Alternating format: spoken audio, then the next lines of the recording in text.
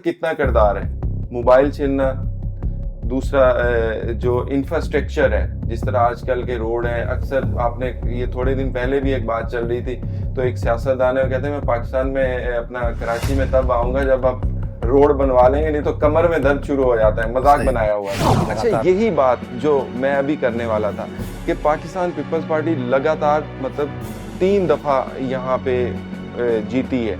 अच्छा, कुछ लोग इसको मतलब करप्शन की नज़र कर देते हैं कि यार ये बस ऐसे ही हो गया, तो उसमें आप क्या कहते हैं कि इसमें कितनी हकीकत है? क्योंकि आवाम बातें करती है, सोशल मीडिया की आपने बात की, सोशल मीडिया पे ये चल रहा होता है। अक्सर पंजाब से आने वाले जो कराची में आते हैं वो कहते हैं कि यार हमने नहीं जाना, मोबाइल छीन जाएगा। पहले तो मैं आपको स्नैचिंग हवाले से जवाब दे दूं कि सिंध गवर्नमेंट का किरदार नहीं होता इसके अंदर। ये इसके लिए हमारे पास लॉ फोर्स मौजूद है कि मेयर कराची मुर्जाबाब साहब जब आउट ऑफ कंट्री गए थे अपनी सिस्टर से मुलाकात करने के लिए, तो उनकी गाड़ी वहाँ से चोरी हो गई थी। अच्छा, साउथ अफ्रीका का हम कंपैरिजन कर सकते हैं पाकिस्तान से, हम उनसे तो काफ़ी आगे हैं ना? जी बिल्कुल आगे। तो उसी तरह हमारा सिक्योरिटी सिस्टम भी बेहतर होना चाहिए। अच्छा, हम फिर तरक्याती काम की तरफ आते हैं, जिस तरह अभी इंफ्रास्ट्रक्चर की हम बात कर लेते हैं।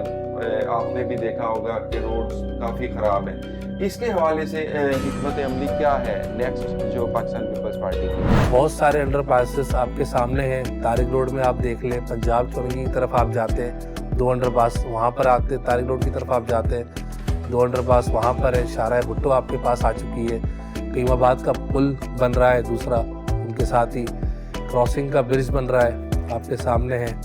मरीन डेवलपमेंट के रोड बने हैं, शाहराह फैसल रिपेयर हुआ है और बहुत सारे रोड शायद मैं नहीं बता सकता आपको। अगर मेयर कराची मुर्जाबाब साहब या सईदनी साहब का स्पोक्स पर्सन होता तो मैं आपको मजीद डिटेल दे देता। मेरा सवाल नहीं है जो मैं अभी आपसे करने वाला। आवाम कहती है कि ये 3 तलवार से आगे चले जाए तो कराची खत्म हो जाता है। कराची खत्म हो जाता है, कराची खत्म हो जाता है, आगे जैसे लगता है कराची है ही नहीं। 3 तलवार के बाद किस तरह? 3 तलवार के बाद जैसे हम नाज़माबाद का लगा लें, दूसरे कई इलाके हैं, वहाँ जाके फिर वही मसले मसाइल है ना, तो इसमें आप क्या कहेंगे?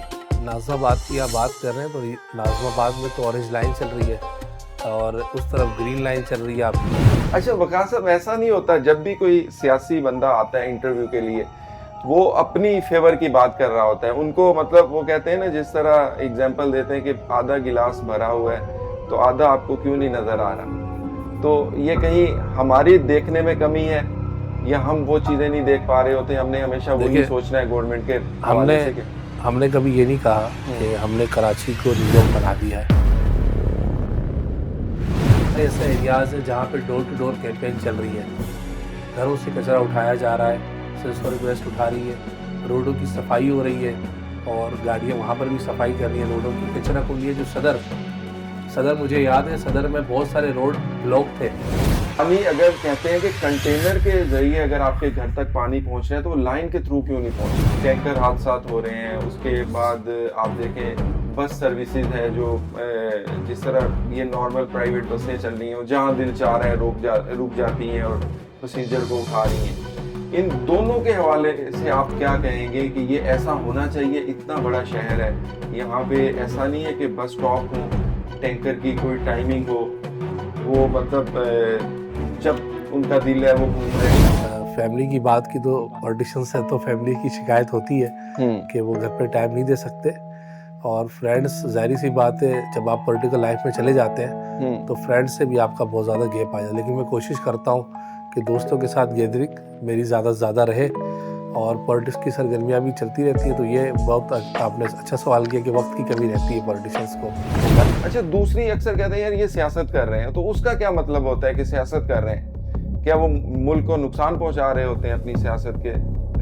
थ्रू से? देखिए, पॉलिटिशियन सियासत करना मुल्क को नुकसान पहुंचाना नहीं होता, लेकिन जो नेगेटिव कर रहे हैं, जो अपनी ज़ात के लिए कर रहे हैं, हम उसे कहते हैं कि वो अपनी ज़ाती पॉलिटिक्स कर रहा है, और जो मुल्क के लिए कर रहा है, जो आवाम की खिदमत कर रहा है, उसे हम अवामी खिदमत कहते हैं। तो ये डिफरेंस हो सकता है, इसके अलावा तो कोई पॉलिटिक्स का डिफरेंस नहीं है। अच्छा वक़ार साहब, सियासत के अलावा आपके क्या क्या शौक़ हैं, क्या क्या करते हैं आप, आपकी एक्टिविटीज़ क्या क्या हैं? लेकिन मोदी ने ये सोचा कि माजी में चाय पिलाकर अभिनंदन को हमने वापसी भेज दिया था, तो अभी हमारे पास चाय पिलाने का टाइम नहीं है। बिल्कुल ऐसे ही DGISPR बार बार यही पैगाम दे रहे थे कि आप ना करें, हम अमन की बात कर रहे हैं, आप ही ना करें। लेकिन वो सिविलियंस पर जो अटैक हुआ और सिविलियन के अटैक के बाद जब पाकिस्तान ने उनको रिप्लाई किया, सिविलियंस को अटैक करने के बाद इन्होंने हमारी नूर एयरबेस को निशाना बनाया, उसके बाद जो जवाब दिया इंशाल्लाह इंडिया भी नहीं भूलेगा और इंडिया के साथ उनके सपोर्टर्स भी नहीं भूलेंगे। फिर यही कहा ना कि जो गुजरात का कसाई है वो यही चाहता है कि जंग हो। तो आवाम उनसे बहुत पसंद है। ये सिर्फ गेम है जो हमारे ऊपर इल्ज़ाम लगाया जा रहा है कश्मीर वाला, इलेक्शन जीतने के लिए। जब भी इलेक्शन आता है कोई ना कोई अमल करते हैं। तो हर दफ़ा चाय नहीं पिलाएंगे, इस दफ़ा कुछ और पिला के भेजेंगे इंशाल्लाह। नहीं, अभी इनकी इकाई है ना, उसकी एक इनकी पायलट जो पकड़ी गई है। हाँ, उसकी अभी मुझे कंफर्मेशन नहीं है, पकड़ी गई है तो फिर उनको अब शो नहीं करना चाहिए। माजी में छोड़ दिया था। तो पहले चेयरमैन बिलावल भुट्टो ज़रदारी साहब ही है, अच्छा, जो जिन्हें मैं लाइक करता हूँ, जिन्हें मैं ज़्यादा फॉलो करता हूँ बिलावल साहब को, और मुझे सबसे ज़्यादा ये शख्सियत पसंद है। और शहीद मोहतरम बेनज़ीर भुट्टो साहिबा के फर्जंद है और नौजवान है, और हमारी ख्वाहिश है कि एक यंग प्राइम मिनिस्टर पाकिस्तान में आना चाहिए और उसकी ज़रूरत है। और पाकिस्तान को आलमी सतह पर एक बेहतर रेपुटेशन उसकी बनाना चाहते हैं। और आपने देखा कि जब वार चल रही थी तो वाहिद एक ही पॉलिटिशियन था आप लोग के पास, बिलावल भुट्टो ज़रदारी साहब, जो रिप्रेजेंट कर रहे थे पाकिस्तान को और सारी हकीकत आलमी सतह पर इंटरनेशनल मीडिया को बता रहे थे। और 8 से 10 चैनल्स पर वो उन्होंने आपके मुल्क को रिप्रेजेंट किया। जब आप एक पढ़े लिखे नौजवान को मौका देंगे तो इंशाल्लाह वो इस मुल्क को आगे लेंगे।